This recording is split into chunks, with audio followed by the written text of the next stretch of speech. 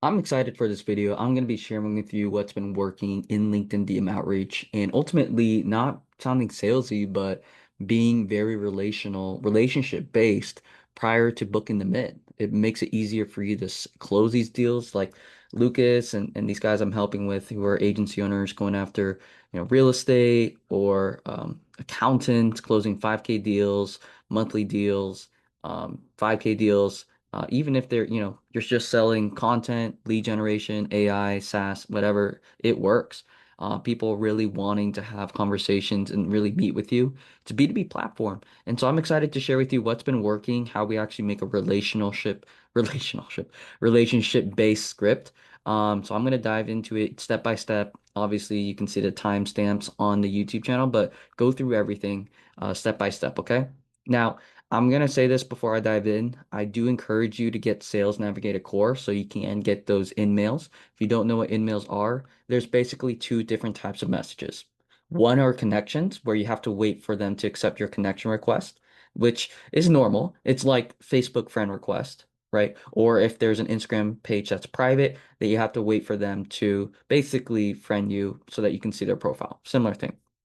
But with InMails, you can bypass that hurdle and just skip that and go straight to not only their LinkedIn, but also their mail, their email that's tied to their LinkedIn.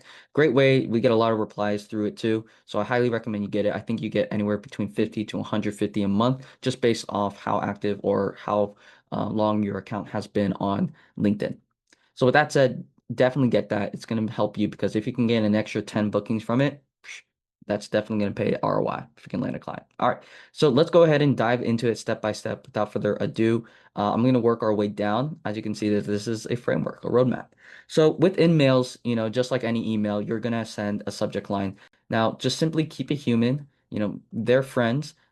Don't send them emails with benefit statements or statement about guarantees or offers. Very salesy. In fact, email doesn't even like that. So just keep it very simple and short. Just say, hey, first name, quick question, first name, right? And honestly, you can add a question mark um, right behind it. And I've seen uh, data wise that whenever you send a question mark or things as a question, it increases the open rate by 80%, I believe. So definitely worth testing there. And another one can be just simply saying first name, company that you're looking to help. Okay. Keep it very simple. Don't need to overdo it. And then same thing with by the way, connection requests. Just keep it very generic, saying, "Hey, I saw that you're in this niche. Thought it would be nice to connect." Very simple. Don't sell them anything, of course. Now, once they do connect with you or you're ready to send your email, there's going to be three steps. So we got the opening line framework, then we got the response handling system, and then the follow-up sequence if we need it. Okay, so let's work our way down. So the opening line framework, we have obviously, as you see here, three different types of proven opening lines that get people to respond back. Okay. So as I'll just read here, each formula takes different angles, but follow the same principles, which is acknowledging their world, creating curiosity in your service or in the, inside of what you do, and inviting a response via question. So let's just work our way to the right. So essentially, we have the notice plus curiosity. So we just simply want to say, hey, notice you're scaling the sales team at blank. Curious how you're handling outbound right now. Whatever you're tying it to. If you're talking about marketing and leads, you obviously can switch it from sales to marketing for the company. What we're trying to do here is just basically acknowledge the world again and see how they're doing with it right now. They can sometimes answer a quick short phrase, something like, good, what's up? Hey, appreciate the connection. Yeah, we're doing this right now. What do you do? Right? They're gonna naturally reciprocate and want to ask, what about you? The other opening line is a trigger event in question. This one really is dependent on series of events that are recently happening around the world or in the market. So you can say, saw the Series A announcement. Most companies at your stage struggle with predictable pipeline. True for you too. So in a sense, what you're doing here, like if you're talking about AI, recently as I'm making this video, ChatGPT 5 came out recently, and you can say, hey, saw ChatGPT 5 came out. Now people can make videos with ChatGPT. Most people struggle with, branding. I was curious if that was true for you or is that if that's a priority, right? That's a great opening line right there.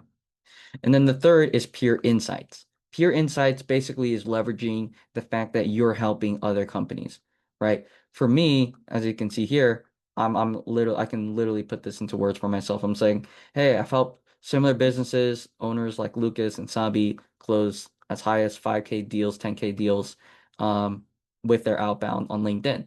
What's sharing, what's working, right? That's something I can say to you guys. For you, again, if you're doing like AI receptionist, that's where you can say, hey, working with three companies on their AI receptionist to call all the leads and double their bookings. I was wondering if it's worth sharing what's working, right?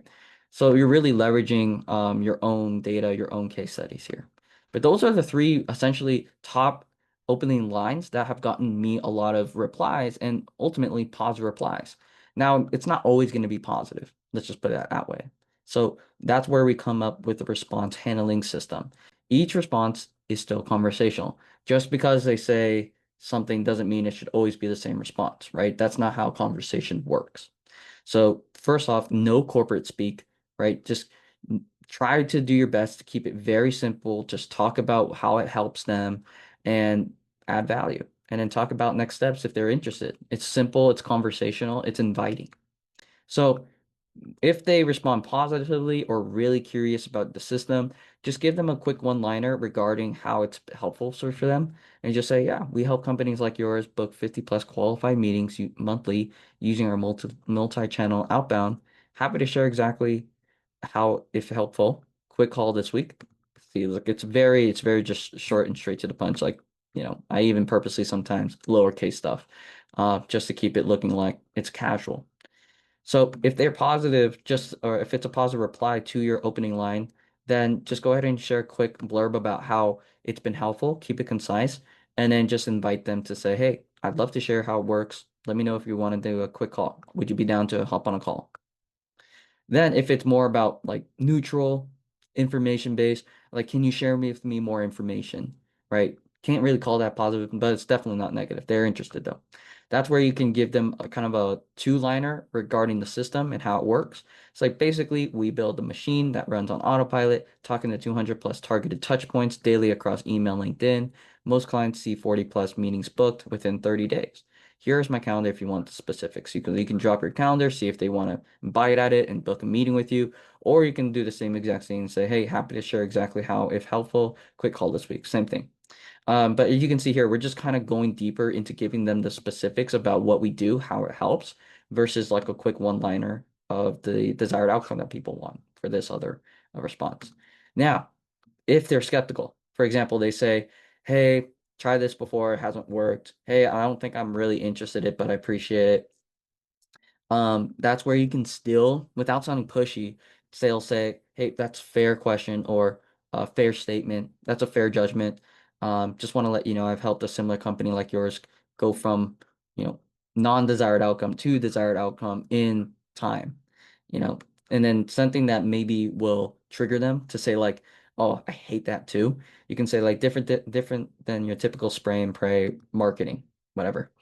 So like if you're doing an AI receptionist, again, that's where you can say different than relying on your call than a call center VA team or your front desk to take all the calls 100% all the time. Worth 15 minutes to see how it fits, if it fits. And that's a great way to kind of see if, if someone who was once skeptical would be like, yeah, sure, you know what? It's only 15 minutes. Don't see how it can't hurt me. So that's the opening line framework. And from there, you just simply want to book them in. So if they are interested, that's where really this comes in. It's like, awesome. Um, I would love to meet tomorrow. Would you have this time available? Right? You don't want to drop your calendar link as many times. I mean, unless they're really interested, you can definitely do that. But especially if they're skeptical, just drop your first two available times today or tomorrow. Get them on a call real quick, get their full name, email, phone number, of course, and then boom, book them in. Now, obviously, that's to say that the whole conversation happens in one consistent flow. That's rarely going to happen. So that's where you're going to need a follow-up sequence. This follow sequence is shorter. It just creates urgency through assumption of disinterest, which is okay. We don't want to sound arrogant like they're all good, right? And but it will offer often trigger a response to say, hey, I've just been busy, but yeah, let's hop on a call. Or I don't check my LinkedIn as often, but yeah, let's do it. So follow-up number one. Honestly, I do this like 2 days later or a day later, your choice. I'm just gonna put 1 to 3 days later. This is where you just say, hey, name, know you're swamped. Still think that this could help you with whatever challenge you solve for them or desired outcome you help them get. Worth a quick chat. You just re-invite that conversation. Okay. So just say like, hey, know you're super busy, know you're swamped, language like that. Then follow up number two. This can be again 3 to 5 days later. I'm just gonna change it there. Name, helping another company in their industry book whatever desired outcome it is, whether it be booking meetings, getting leads, increasing viewership of you're doing content and branding. Figured out you might want to know what's working. Should I assume not a priority? Great line right here. A lot of people start responding after this. But if they don't, no worries. That's where we go to follow-up number three. This is the last one. I kind of like this because it feels like you're taking away an opportunity to gain insights on the competition and in their market. So you're really just putting it on the shelf, as I like to say. So what we're saying here is, hey, last check. I'm going to assume you're good on, whatever you're trying to solve. Good on pipeline, good on calling all your leads, unless I hear otherwise. Here if anything changes. Pretty simple. So again, just following that framework, it just gets more shorter each follow-up and just assuming more of disinterest, but allows you to, hit them 3 more times post the initial message and trying to book them in. Usually I get 40, 50% of people who go into this follow-up to say, hey, I just been busy. Yeah, let's hop on a call this week. Or hey, I've been on a vacation or trip, business trip. Let's hop on a call in 2 weeks or in a week. And that's fine. That's logistical. So that is the framework right there. Of course, once you get a positive reply and trying to book it in, go ahead and just simply drop your earliest availabilities. Don't make it more complicated than that. Just like trying to hang out with a friend for a coffee chat or at a gym. It's like, hey, I can do 6 p.m. this time. Works. Boom. What's your best number and email? I'll just want to make sure I book it in. We can meet over Zoom if you want. Boom. Easy. I've landed personally when I first started running this system, a client within like 2 days of running. It's insane. So definitely can work for you. Let's go ahead and just talk about kind of some principles to really make sure that you guys can run with this and go full stride in actually making this work more. So number one, the anti-anti template. So here's the thing about templates. They work until everyone uses them, right? If this video on YouTube gets more than 5K views, 10K views, I would say 80% of you guys would probably take action on it. So if I do my math right, we're probably looking at, dang, I just set myself up for success right here. 2,000 people taking action in some form or fashion on this. Um, that's why the best template is no template. Customize it to your industry, customize it to, who you work with. Because eventually, if people keep looking at this, they're going to keep seeing the same thing. They're going to get tired of it. Okay. So just go based off the framework, right? But you can definitely play around with the wording here. And something I want to jump into is your message evolution. So yes, you follow this exact template. Whoops. Follow this exact template, start testing different variations, right? And we talk about it here, A/B test, little stuff like saying hi Sarah versus Sarah, or quick question, quick cue, and even in the opening lines, switching it from pain point to pure success to curiosity call to action. Worth a chat, open and learn more. Should we talk? Well, would you be opposed to doing this? Again, test, test, test. Um, and then I would say make sure you do give it a good sample size. In stats, you don't want to just judge it based off 5 messages. So get 100 send messages per variant, per variable that you're changing. And then again, document everything. Put it on a Google Sheet. Pretty simple. Just take notes of like how the response rates have been. No different than if you're doing cold email with Instantly or paid ads and looking at the cost per lead and CPMs and CTRs. You want to do the same thing with emails, or I'm sorry, with LinkedIn. Now, if you want, I will just put this out there. We know that obviously we're still talking about sending things manually, which is cool and all, but I do have like a whole system and service that literally does this on autopilot and actually personalizes messages with AI. If you want to check that out, just go ahead and book a meeting with me personally. And let me say this to you guys. Would it be worth 15-minute chat? If you guys think so, just go ahead and book a meeting with me personally. No closers, just me. But guys, that is really how it works. Keep testing different, opening lines, subject lines to open the emails and the InMails. Um, be creative, personalize your message. You guys know your niche better than I do. You guys know your service better than I do. So therefore, you should be testing a whole lot of different scripts. But therefore, it is just, or otherwise, it's just the same framework and different types of opening lines that will work for different industries. Hopefully this helps. Whatever questions you got, let me know. Just drop it in the comments down below. And I'd love to see you guys crushing it on for LinkedIn like these guys I'm helping with. Cheers.